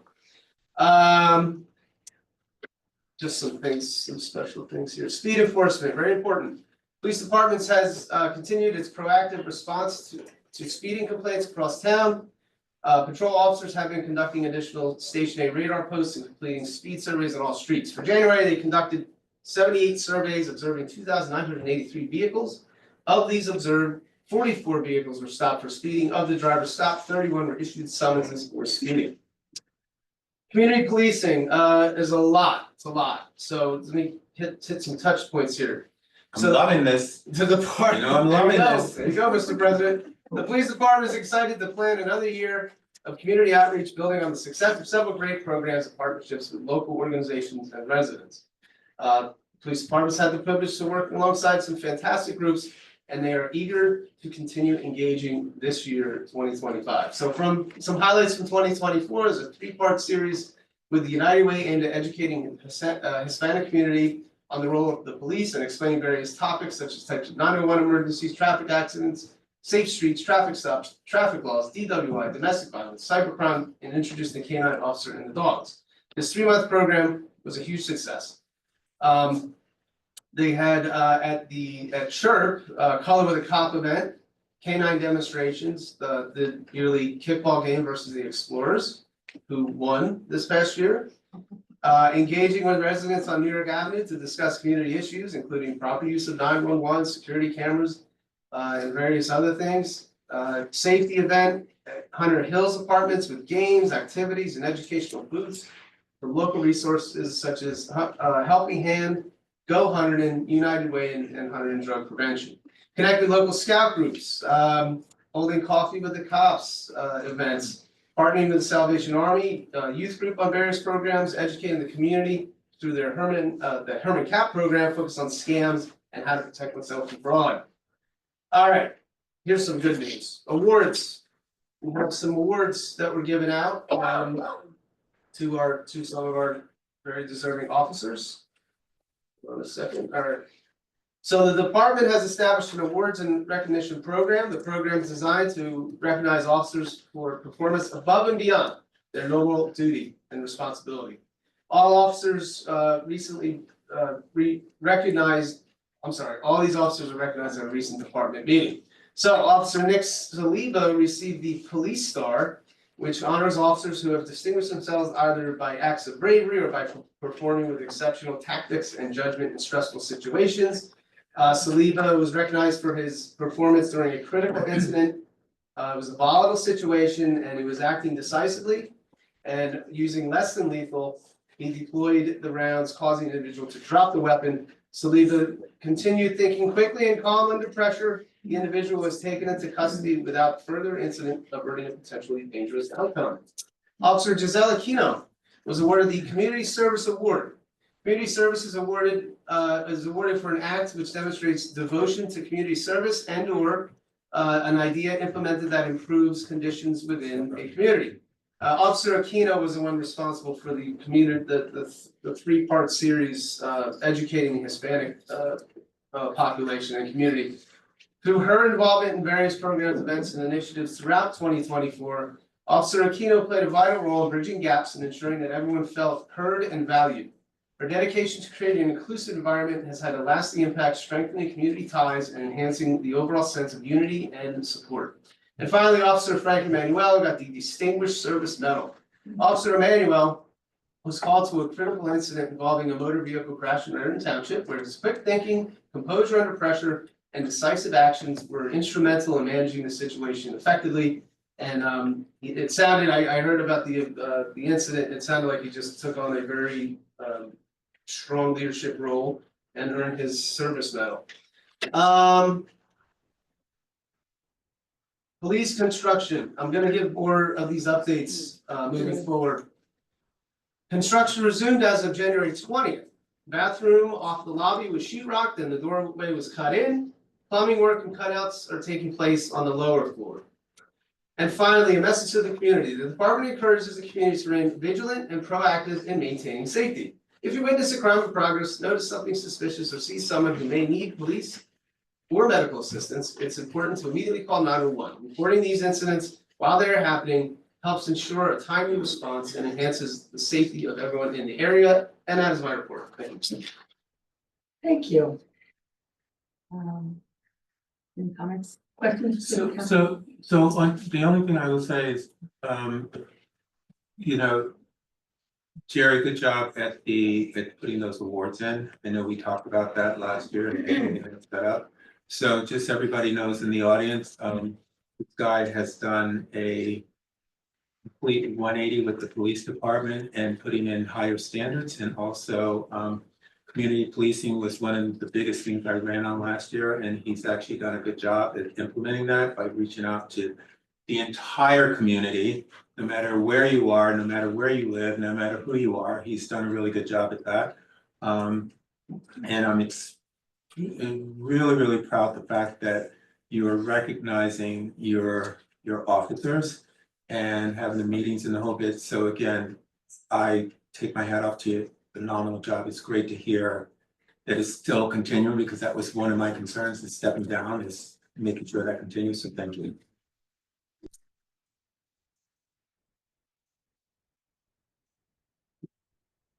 So I do have one other question. I know that there has been some issues with people overdosing in the library, and some people walking down the street getting harassed. And can you just kind of talk to that a little bit? Because I think everybody needs to. Yeah. I mean, it was kind of daunting, and I've heard some comments from We had the community about it. So. On the 24th of January, we had an individual overdose. Yeah, you're not.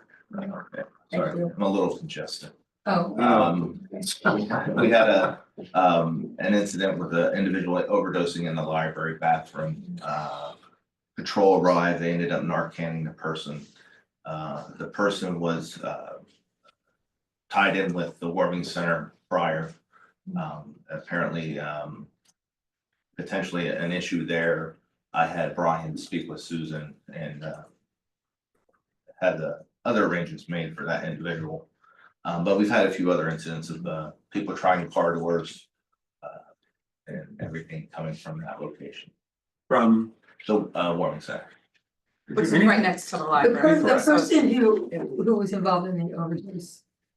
He went into the men's room, and Mhm. luckily he was found by an adult, not a child. Yeah, the library staff said he was in there for a period of time, popped their head and saw that. Was he a individual. borough resident? No, that person was not. And so, how did he, like, the police from other municipalities are supposed to To come be and honest, pick off up? the top of my head, I don't know how he got to the warming center, if it was by police or self-initiated or how many nights he stayed there prior. What other things don't we know about? Because I'm just concerned about, because I just heard that. What else don't we know about? What's going on? Just, that's the basis of it, of the two major incidents of coming from there as far as what we're receiving calls on. Brian, you have any additional? No, it's generally that and trespassing complaints and things of that nature into closed businesses Yeah, they during were, daytime hours. Say that again? So trespassing in closed businesses or unwanted guests in open businesses during daytime hours when the warming center is closed. Again, are these Flemington Borough? It's a mix of individuals. It's hard to gauge what exactly is the Flemington Borough resident at this point based on the information we're being given. What does that mean? So based on how data collection is being done, the staff from the warming center and or the county collect data based on where the person identifies where they're from or where their last known address is based on what they're telling them. So if you've been here for 3 months and came from some other location, you can be identified as a Flemington Borough resident. In 3 months? But are So is the county discern, as the 7 of us up here now, we have 25,000 constituents who don't know they don't vote for us and don't live in Flemington Borough. Does the county discern between the difference between Raritan Council? No, That's it's Flemington. whatever the Flemington mailing address encompasses. Hmm. So of the numbers that we get, if they provide an ID to the warming center, and I know Ms. Lax is here tonight, so she can maybe speak to that better, but you know, if the ID says Flemington, New Jersey, that's most likely what's getting put down on their data tracking. So they assume that the Flemington, New Jersey means Flemington Borough? It just, the list we get just says where are you from, and it says Flemington, Glen Gardner, Hampton.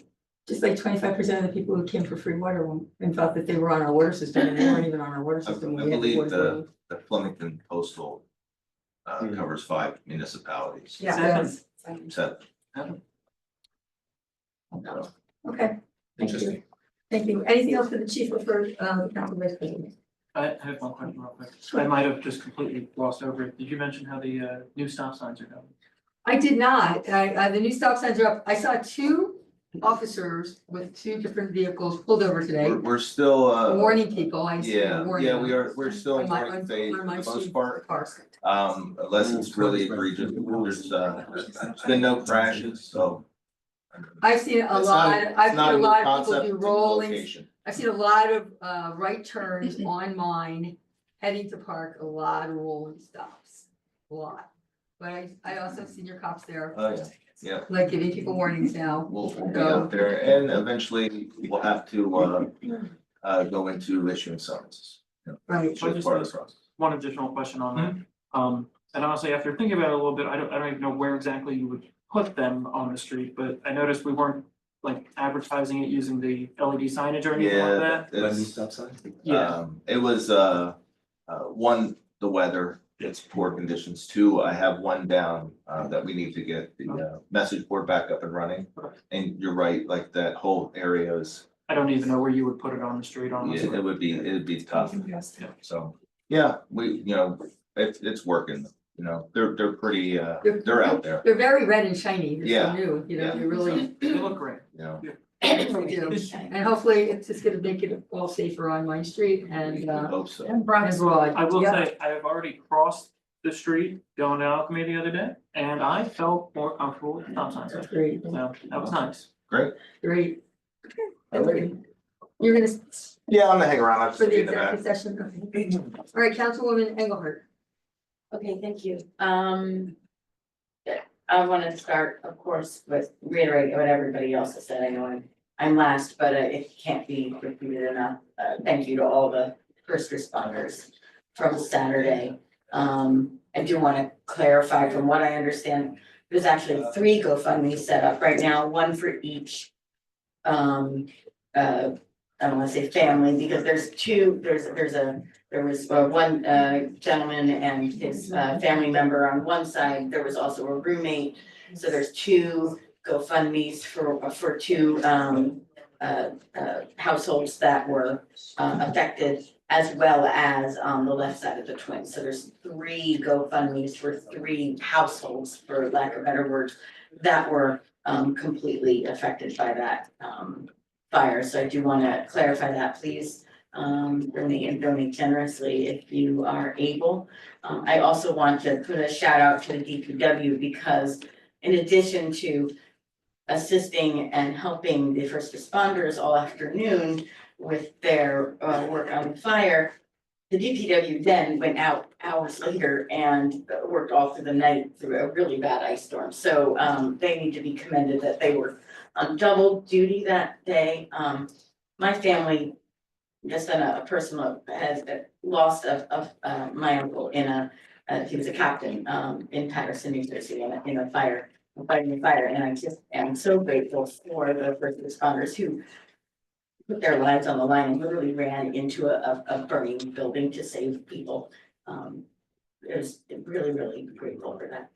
I do want to follow up by wanting to thank the Sam Fleming House for inviting the whole council and mayor to their winter kickoff event. I really enjoyed connecting with everybody again.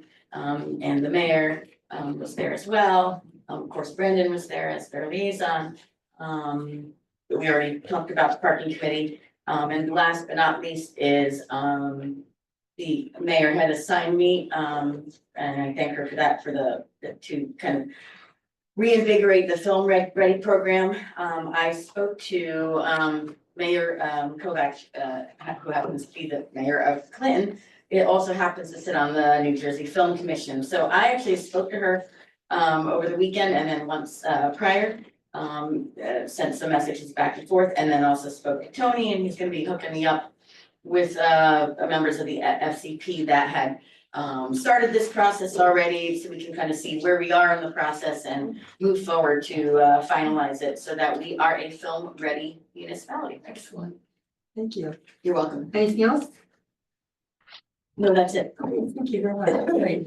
We're up to public comments. Before we start, I'm gonna, because there's a lot of people in here.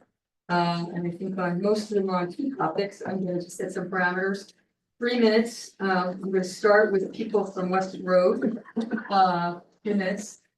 I only need 30 seconds. 30 seconds, I just okay. wanted to I thank need you. your name and address for the record. Donald Baker, 10 West Road. I just want to thank the council for moving forward with our situation, and I really appreciate it. Look forward to the next meeting to see what we come up with on the resolution, and again, thank you. Thank you. Anybody else from West Road? Seeing none?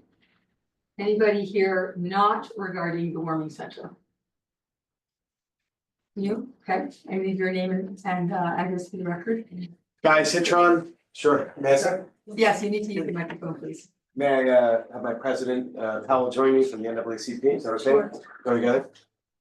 I need to, again, your name for the record. Yep, it's Guy Citron. Got my full address or just? Address, yeah, Sure, 33 Fairmount Road West, California, California, thank you. but I technically live in Tewksbury. We have a similar zip code thing going on. Right, Yeah. All right, and I am Brad Powell. Continue with the address 61 Rustic Trail, Flemington. where in township? No, yes, yes, Trust me, I know my streets. and I know for where- all these years, I've had this similar confusion. I'm never confused. Okay, well, you got it. So first of all, this is the first time I'm the newly elected president of the Hunterdon County NAACP. Congratulations. Thank you. All right, and I'd like to thank you, council and mayor, for your past support with the FCP. Because of your support, last year, we were able to put on a phenomenal Black History celebration. Indeed. All right, and I mean, it was raved about. George Eckel, the owner of Stangl, said it was I'm gonna say the cultural moment of the year for him. And this year, we're doing the same thing. It's gonna be Sunday, February 23rd, 2 to 5 p.m. And with your support and the FCP again, who's providing us funding for the vendors, because we're promoting the local restaurants, Misa Boar, Bistro 55. All right, and the kombucha bar. They're gonna be giving away free samples of food to residents. I believe we've had your poster outside for several weeks. Yes, so thank you. Yeah, we do, so thank you. All right, we're here. I have prepared remarks and 3 minutes. I'm sorry, you've already used at least a minute. I know we use a minute. So Pass it to me, I can. yeah, basically, what's wonderful about downtown area is the community. And this community is being revitalized by the immigrant population. All right, they're opening up restaurants, they're feeding us. They're small business owners, they're taking care of our houses, doing construction, manicuring our neighbors' yards, what have you. And it's a shame what we're seeing in the news and what's going on, that these people are in fear of the termination of their American dream. And as the NAACP, we are here to support everybody's equal rights and ability to access the American dream. So with that said, our Political Action Committee chairperson, Guy Citrone, has prepared a resolution that we hope you adopt to help protect their rights. But Guy, why don't you? Let me just take that back one step. We're not here to ask you to adopt this resolution. In fact, echoing the sentiment of Council President Parker, it was more to just begin a communication, to have an honest conversation. I wanted to show this council, because members were curious, what we had submitted to the county government. So I have that here. This is the resolution. And without getting into the specifics, we wanted the county government to formally acknowledge the fact that unconstitutional ICE raids had in fact happened in the city of Newark. And we had the Honorable Mayor, Mr. Ras Baraka, come and testify to that fact with us at the last county government meeting. And we wanted the county government to respond using this resolution, passing it, as a recommitment to protect our constitutional right to not be searched or seized without warrant, which is our Fourth Amendment right. And in reflection, and this is me giving you my very honest human perspective, I'm personally not sure if this goes far enough. And in fact, I think we might have to go back to the county with something a little languaged differently to make it clear that we are in fact in a time of constitutional crisis. Our new president has signaled that various amendments are no longer going to be protected, including our First Amendment right to read.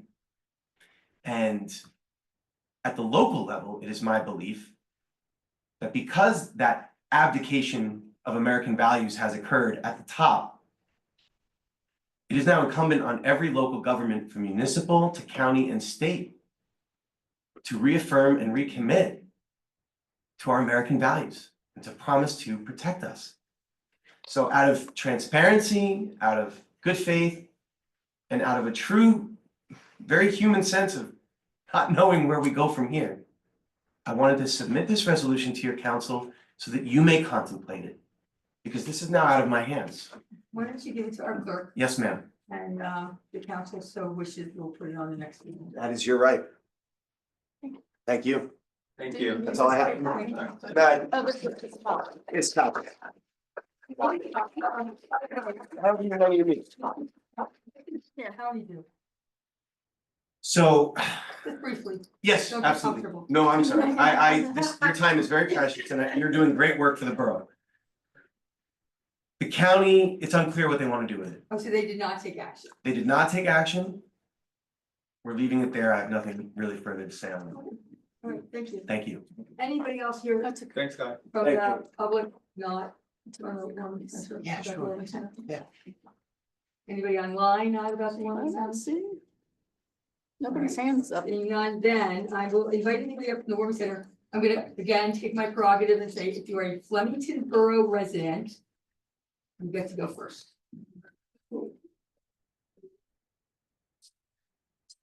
Nobody from Flemington Borough? Okay.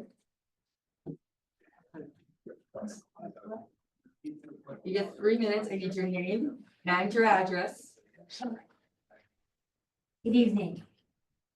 My name is Kathleen Knight. And I've been a resident of Flemington Borough for 11 years. Your address, please. I live at 7 Abbott Court.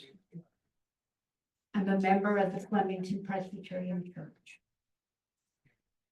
I'm sitting here in front of you to urge the Borough Council to reconsider your action to issue a zoning violations to the helpline, the Hunterdon Helpline, and requesting them to take down their cots located in their warming center. When I heard this news last Sunday during our worship service, it pierced my heart and soul. Before I retired to Flemington, I served for many years as a family nurse practitioner in community health. I am a firsthand witness to the physical scars that are frequently left on the body of someone who has endured the rigors of homelessness. Hands, arms, feet, legs, backs. Actually, the whole body takes a downward spiral. When a person is navigating through homelessness, more than anything, they need caring and respect, decent nourishment, and adequate rest with their feet up off the floor. When I heard that the cots were being taken down and the guests at the warming center would be forced to sit in a chair all night, I thought that was clearly an inhumane treatment of our neighbors, our sisters and brothers, who are living on the same piece of the earth that you and me are living in. Nobody wants to be homeless. Life circumstances have led them to the situation. They are all looking for solutions, and everyone wants a warm, safe place to be. For the past 4 years, Hunterdon Helpline has safely opened their warming center when the outside temperature has been declared code blue. Their guests have been treated with dignity and respect and are allowed to rest in warm surroundings of the center overnight until the morning when they leave. I'm asking the Borough Council tonight to open your hearts and allow this very basic and simple gesture of kindness and compassion to continue. Comfort on a cot for a weary neighbor on a cold night. Thank you. Thank you, Zane. Mr. Corsini, will you address this on behalf of the council? Well, just Mayor, obviously, summons have been issued here. The matter is pending before the municipal court. So I would just caution the council not to prejudice those proceedings. That means we can't comment. What he just said means we cannot comment. Okay. Okay. Anybody else from the Borough of Flemington? Okay. Then anybody?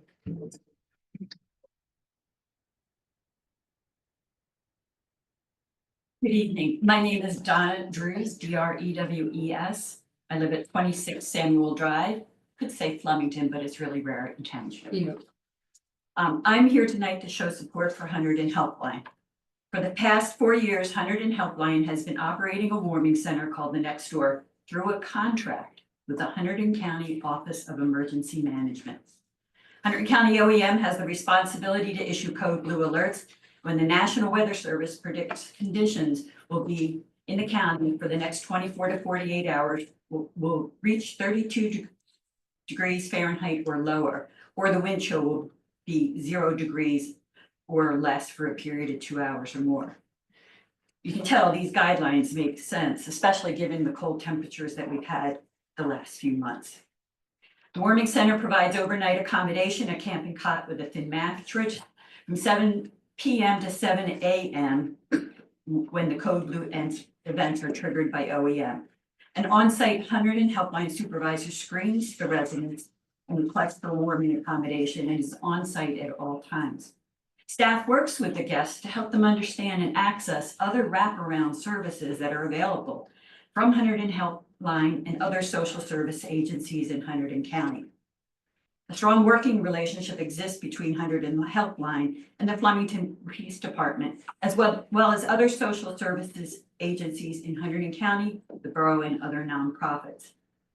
Before being permitted to stay there, guests are vetted and must agree to comply with the facilities, rules, and regulations. The space provides basic needs in a clean and inviting setting, bathroom, sitting area, an opportunity to charge your cell phone, and get a shower every few days.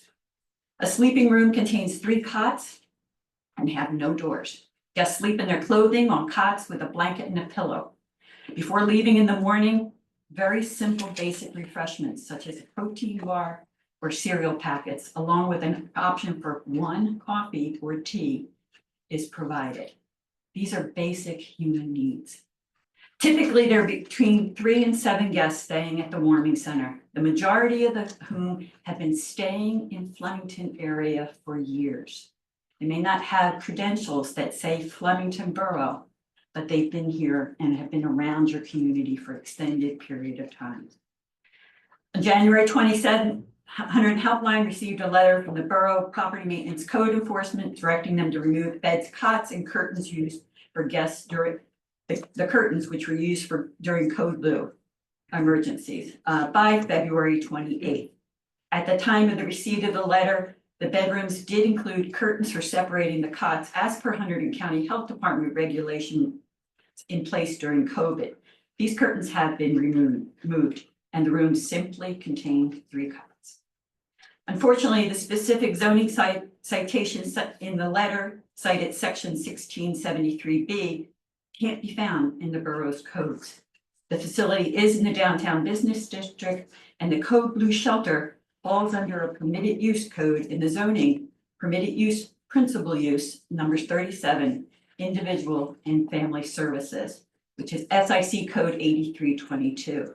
The U.S. Department of Labor definition for 8322 includes the operation of emergency shelters and a whole host of other counseling and outreach services. Hunterdon Helpline would appreciate. I'm sorry, you have to wrap it up. I will appreciate additional information on the specific violation they're being cited for, as the reference letter seems erroneous. I encourage the borough to support Hunterdon Helpline to provide this critically important service to your community members. Thank you. Thank you, Ms. Drews. I just want to make one comment. There is a different under the definition of an emergency shelter and a homeless center, and that's all I'm going to say. Anybody else from the public?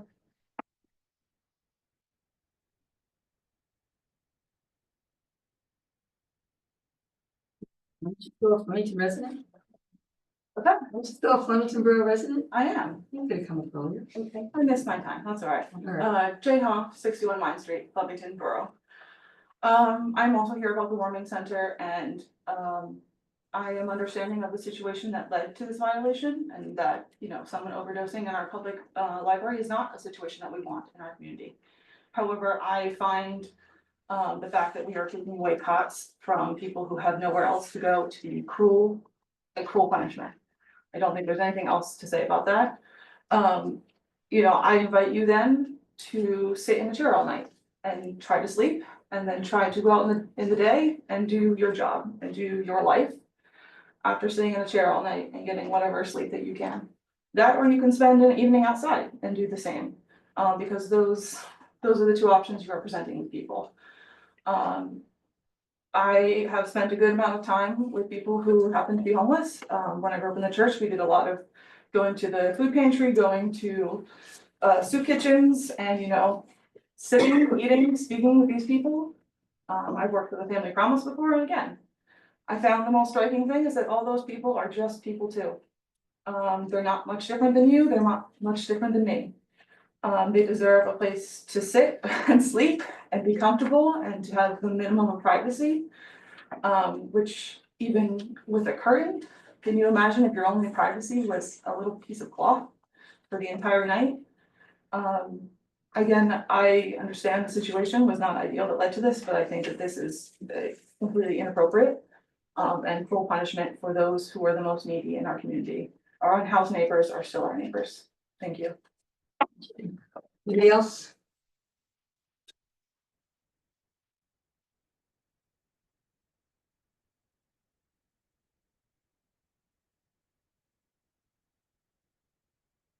Good evening, Mayor, Council. My name is William Rudnick. I live at 5 Cotswold Lane, Warren, New Jersey. I am a trustee on the board of Hunterdon Helpline. I'm also a lawyer at Gephardt and Kiefer. I had reached out to Council Corsini to ask about the ordinance violation because I couldn't find it. Nobody in my office could find the ordinance that was cited. I'm waiting for a response as to what the actual ordinance violation is. I grew up in Flemington. I went to school right down the street here for middle school. I went to Hunterdon Central High School. So I'm certainly very familiar with the area. I've practiced law in Hunterdon County for over 30 years now. Homelessness has been a problem since I was a kid. There have been homeless people in Flemington at least since that time. We moved here in 1979. There were homeless people at the time. We all knew who they were. There weren't a lot, but there were homeless people in Flemington. That is not a problem that is ever going to go away. These people need care. They have mental health issues, some of them. There's a reason they're homeless. They need care. It's interesting to me that this was not an issue for the last 4 years. There were no fire code violations. There were no complaints. Now all of a sudden there's this issue that happens not in the warming center, at the library. The individual could have been coming from anywhere. So I'm not sure how the warming center is at fault for that. But certainly to take away the cots, as you've heard from other people, is certainly cruel punishment to have somebody who just wants to sleep inside because it is below freezing outside. It's the only time the warming center is open. It's not open all the time. It's not a shelter. It's a warming center. It's only open during code blue. That's the only time it's open. These are people who, it's no wonder if the warming center is not open, homeless people are trying car doors. They need somewhere to stay when it gets cold. They can't stay outside. That's the purpose of the warming center, and only when there's a code blue. Can you wrap it up, please? I thank the mayor and the council for your consideration regarding this matter, and I await Council Corsini to get back to me with the actual violation here. And as far as I know, Hunterdon Helpline is not aware of a summons that's pending in municipal court. Thank you. Anybody else? Mayor, I can get back to Mr. Rudnick right now. I'd refer him to section 1-5 of the code as to the violation, and I've already provided him the zoning violation reference as well. I'm sorry, I can't hear you. Unfortunately, I don't have a Chairman, could you just, please, somebody, that was not gonna be long enough. Will a summons with the correct code be provided? I'm working with the zoning officer, mayor knows that, I assume so. Okay, because at this point in time, one has not been provided. So. My advice to my board is, there has been no notice of violation at this point in time. Because the ordinance that's cited does not exist.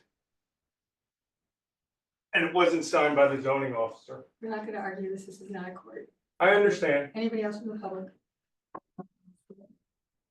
Obviously, I might as well talk. Susan Lax. Come up to the microphone, please. Little incapacitated. As some of our guests are. Susan Lax, CEO, Huntington Helpline. To Brian's point, obviously, you can ask me any questions that go on at the warming center. I'll simply say this very briefly. We vet our people. We have not attracted people to this borough due to the warming center. Again, we haven't had any complaints from anyone for 4 years. Brian would have told me if there was a particular problem, the fire marshal would have said so as well. All I'm asking tonight is what I've been asking since I heard that some of you were against the warming center, is to please come have a meeting with us, face to face, not through the county. Let us know your concerns. Let us answer those concerns and actually see the operation there.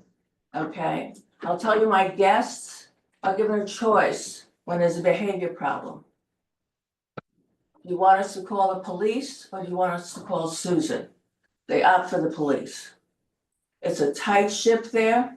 I think that we could allay your fears if you just come, as I have invited each and every one of you over the past year and more. And you have not come. You have not even answered my emails. This is something for the borough, for the residents, for the entire county, and it could be done properly so that you don't have people when that hotel is finally finished who are wandering the streets. We take them off the streets, which is why the police bring them there. They don't want them to die on the streets. They don't want them to have issues. Yes, we have folks with mental health issues, as everyone in this room can say they know somebody, if not themselves, has. Do we deal with that? Yes, we do. Do we call the police when somebody is in trouble? Yes, we do. But sit down with us. Find out exactly what goes on there. Find out what our operations are. Find out what becomes a resident in Hunterdon County, which is not what we have decided. It's what we are told to do through the county, through human services, through social services.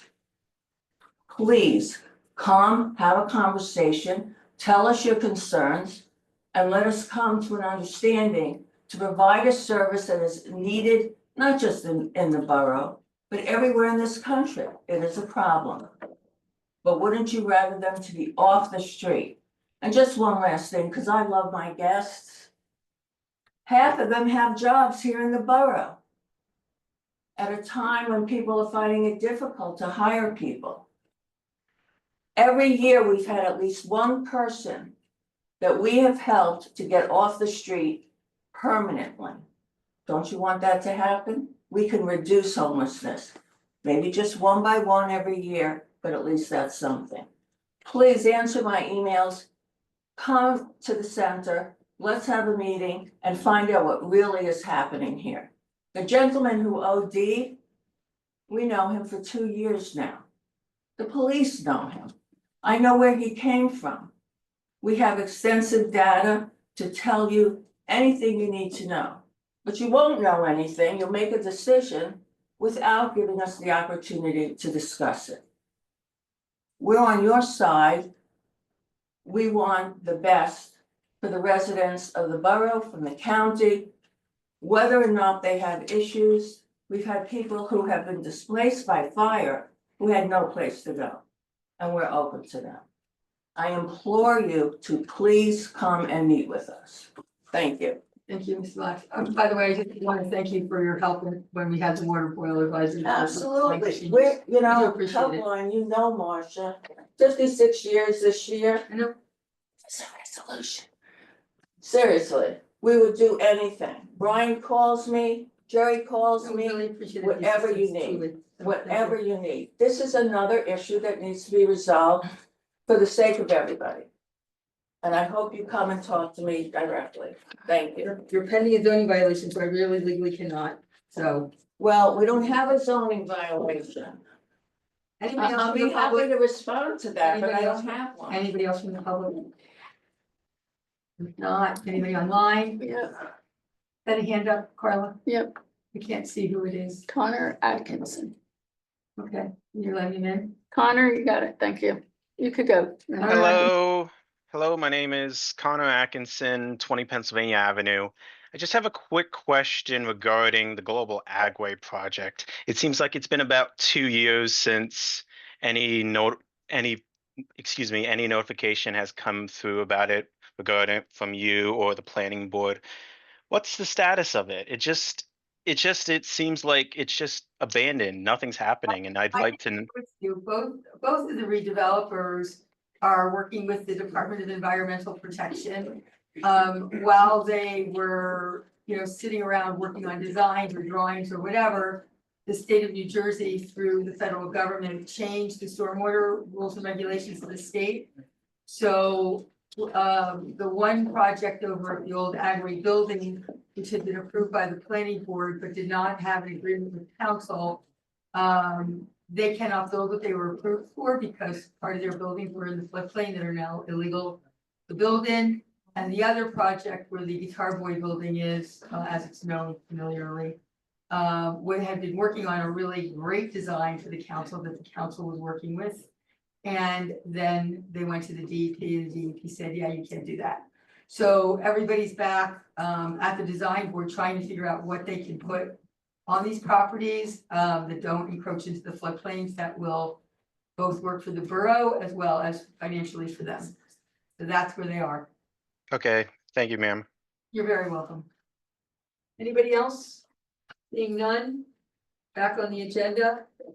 Approval of minutes, I have a motion to. What? Got it in there. How? Oh. Dots. We good? Did I miss somebody? Remove. Yeah. Okay. Can I have a motion to accept the reorg minutes of January 6, 2025? Sorrow move. Massaro moves, Long seconded, all in favor? Aye. Consent agenda number 10, resolution 2025-37, resolution approving Donna Undelter for a fire department. Number 2, resolution 2025-38, resolution approving a refund for the redemption of sales certificate on block 35, lot 63. Number 3, resolution 2025-39, resolution approving a refund for the redemption of sales certificate on block 35, block 56. Resolution 2025-40, resolution approving the Flemington Borough yard sale for May 3rd and 4th, 2025, and November 1st and 2nd, 2025. Does anybody want any of these items removed for a separate vote? Seeing none, can I have a motion, please? I'll move. Is there a second? Massaro, second. Roll call, please. Councilman Arias. Yes. Councilwoman Engelhardt. Yes. Councilwoman Fasara. Yes. Councilman Levitt. Yes. Council Vice President Long. Yes. And Council President Parker. Yes. Introduction of ordinances, we have 3 to be introduced tonight. Ordinance 2025-02, an ordinance amending chapter 2, administration of the Borough Code to remove the obsolete reference to election districts found, parentheses, by Councilman Levitt, at section 2-13, what? But the trend, all trend. That's it, thereof. Can I have a motion to introduce? Absolutely. Is there a second? Massaro absolutely will. All right, roll call, please. Councilman Arias. Yes. Councilwoman Engelhardt. Yes. Councilwoman Fasara. Yes. Councilman Levitt. Yes. Council Vice President Long. Yes. And Council President Parker. Yes. Okay, public hearing February 24th. Ordinance 2025-03, an ordinance amending chapter 7A traffic schedules to create one-way streets at Spring Street, Bluefield Avenue to Maple Avenue from north to south, and Maple Avenue, Broad Street to Spring Street from east to west. Move. Okay. Sorry, I'll second. Roll call, please. Councilman Arias. Yes. Councilwoman Engelhardt. Yes. Councilwoman Fasaro. Yes. Councilman Levitt. Yes. Council Vice President Long. Yes. And Council President Parker. Yes. That public hearing will be February 24th. Ordinance 2025-04, an ordinance amending chapter 7A traffic schedule to create weight restrictions for Bluefield Avenue between Spring Street and William Street, and Spring Street between Maple Avenue and Broad Street. That's actually not correct. It should be That's for so. Bluefield Avenue between Spring and William. No, that's right. Spring between Maple. Wait, no, wait, it's Bloomfield, I'm sorry, Chris, it's Bluefield Avenue, Bluefield Avenue between Spring and Broad. Yeah. Bloomfield between Spring and Broad, and Spring between Maple and William. So the two There, terminus streets are switched. yes, Broad should be, William should be Broad and Broad should be William. Okay, this, Carl, you can just introduce it as amended. Okay?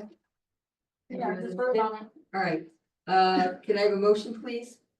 Yeah, sure, no problem. Okay, sure. Is there a second? Sorry, I'll second. Roll call, please. Councilman Arias. Yes. Councilwoman Engelhardt. Yes. Councilwoman Fasaro. Yes. Councilman Levitt. Yes. Council Vice President Long. Yes. And Council President Parker. Yes. Okay, also a public hearing, February 24th. We have one public hearing tonight, ordinance 2025-01, an ordinance amending chapter 1 and 11 of the municipal code to update references to forms and reservations. That is, again, the water and sewer reservation form, which is a temporary reservation form. Can I have a motion to open up to the public? Sorry, I'll open. Is there a second? No, second. The hearing is now open to the public. Anybody from the public wishing to speak on this ordinance, please raise your hand online or come forward to the microphone. Everybody left? Seeing none, can I have a motion to close the hearing to the public? I'll move. Is there a second? Level second. All in favor? Aye. Can I have a motion to adopt ordinance 2025-01? I'll move. Is there a second? Level second. Any discussion? Roll call, please. Councilman Arias. Yes. Councilwoman Engelhardt. Yes. Councilwoman Fasaro. Yes. Councilman Levitt. Yes. Council Vice President Long. Yes. And Council President Parker. Yes. Regular agenda number 9, resolution 2025-41, resolution approving the hiring of Matthew Press as a DPW employee. Can I have a motion to approve? Level move. Is there a second? Sorry, I'll second. Any discussion? Roll call, I'm sorry. I said congrats. Okay, roll call, please. Councilman Arias. Yes. Councilwoman Engelhardt. Yes. Councilwoman Fasaro. Yes. Councilman Levitt. Yes. Council Vice President Long. Yes. And Council President Parker. Yes. Resolution 2025-42, resolution authorizing the contract for sewer video work from National Water Main, NTE, for the amount of $151,310. Again, this is coming from our money, and it is being required by the EPA on the borough. Can I have a motion to approve? I'll move. Is there a second? Second. Any discussion? Roll call, please. Councilman Arias. Yes. Councilwoman Engelhardt. Yes. Councilwoman Fasaro. Yes. Councilman Levitt. Yes. Council Vice President Long. Yes. And Council President Parker, sorry. Thank you. Resolution 2025-43, resolution calling for the swift passage of the New Jersey Immigrant Trust Act. S 3672A4987. Can I have a motion, please? Level move. Is there a second? Parker second. Any discussion? Would you guys like a brief explanation of Yeah, what exactly this is? Yeah. Is this what he was talking about? No, this is that's what. No, That's them. this is No. something different.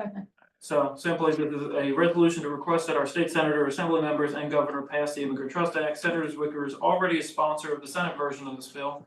And just to briefly explain what it does, it codifies the existing 2018-2019 Immigrant Trust Directive from the prior Attorney General which directed all state law enforcement, including Columbia boroughs, to not collect or report immigration status unless mandated by a warrant.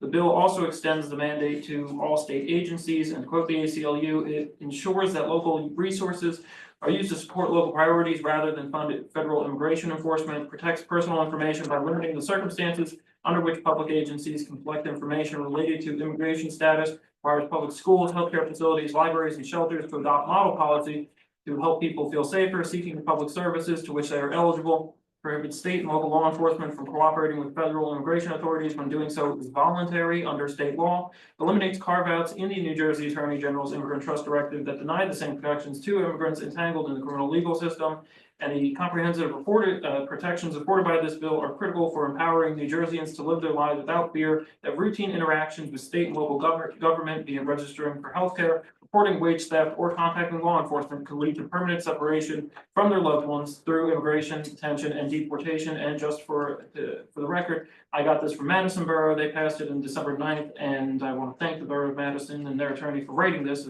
presumably. And Atlantic City had the same exact resolution on their agenda on January 29th, and Morristown passed a similar resolution as well as others that I could not And find. that is the current Attorney General's directive to all police departments in the state of New Jersey. They've been operating for the last 6 or 7 years. Yes. So, I also okay. wanna It got add, modified, correct? But that, this would essentially codify and enhance those protections, yes. I also wanna add, I just wanna thank, Councilman, Jeremy Long for actually bringing this to our attention a full 2 weeks ago. So I was really happy to see that we were moving forward on this so quickly and got it on our agenda for tonight. So I wanna thank, Jeremy as well. And the chief of tell tip me off to it. Well, then we need to, then I need to pass that thanks on, which we did, which I had done last time, but, I'll do it again. This is good, thank you, Okay. thank you all that are involved in this. Roll call, We'll please. put it on the agenda. Councilman Arias, Yes. Councilwoman Engelhardt, Yes, Councilwoman Fasara, Yes, Councilman Lovett, Yes, Council Vice President Long, Yes. and Council President Parker. Yes. Your resolution 2025-44, resolution authorizing the purchase of Everbridge Nixle reverse 911 system from Everbridge Inc. NTE for the amount of $5,400. I thought we had a prepaid 3 years. No, it's a one-time fee, 5,400 this year, and then 5,000 year 2, 5,000 year 3. Okay, so it's not a 3-year prepaid No. contract. Great. But yeah, the initial mistake I made was I thought it was represented as 5,400 for the 3 years. Okay, So that's why we wrap back all around. right, that's one. You only get 30 years. All right, can I have a motion to approve? liberal move. Is there a second? Parker. Engelhardt will second. Any, Sorry. any discussion? No. Roll call, please. Councilman Arias, Yes. Councilwoman Engelhardt, Yes, Councilwoman Fasara, Yes. Councilman Lovett, Yes. Council Vice President Long, Yes. and Council President Parker. Yes. We have no work session, though I see Bill Hands on the online, and I was actually gonna reach out to Bill to see when he wanted to talk budget at a work session, whether it would be, I know we don't have the assessments yet from the county and from Ed Kerwin for you to finalize the budget bill, so I don't know if you're looking at March 10th or Do you want, possibly the 24th. wait, hold on, let me put him as a panelist. Mhm.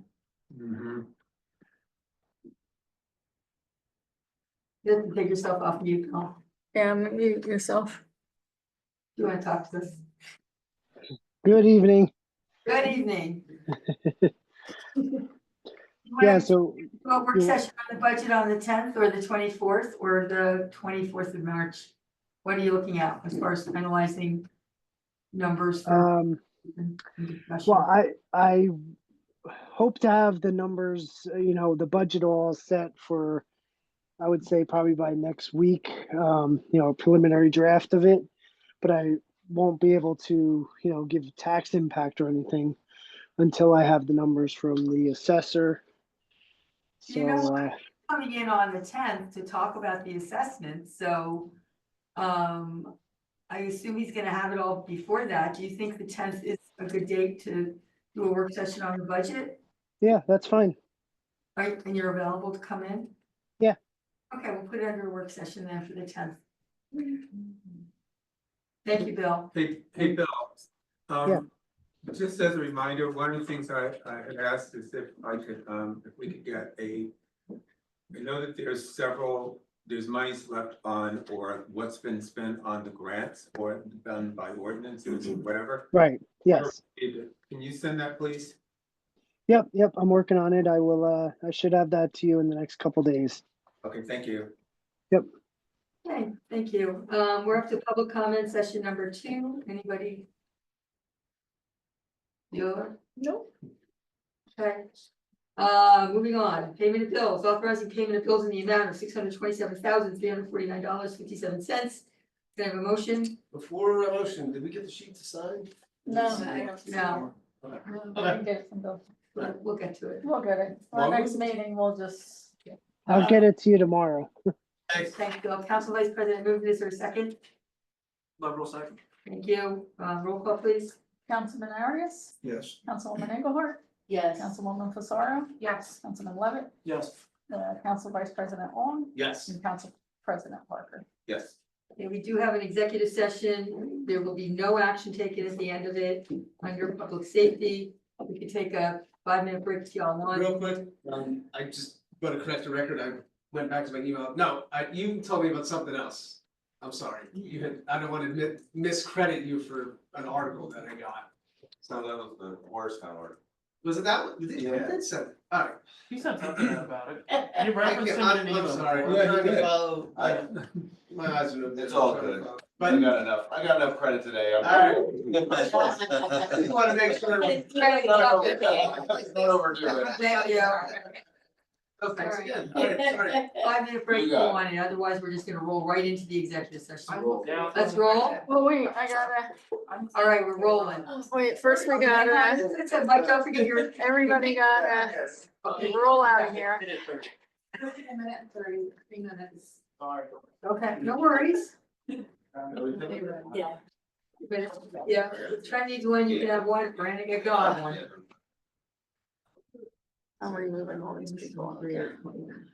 How come I always forget how to do this? It's so hard. Please, they're so sick. You are so very nice. Well, but since- but then- We're done. You just don't-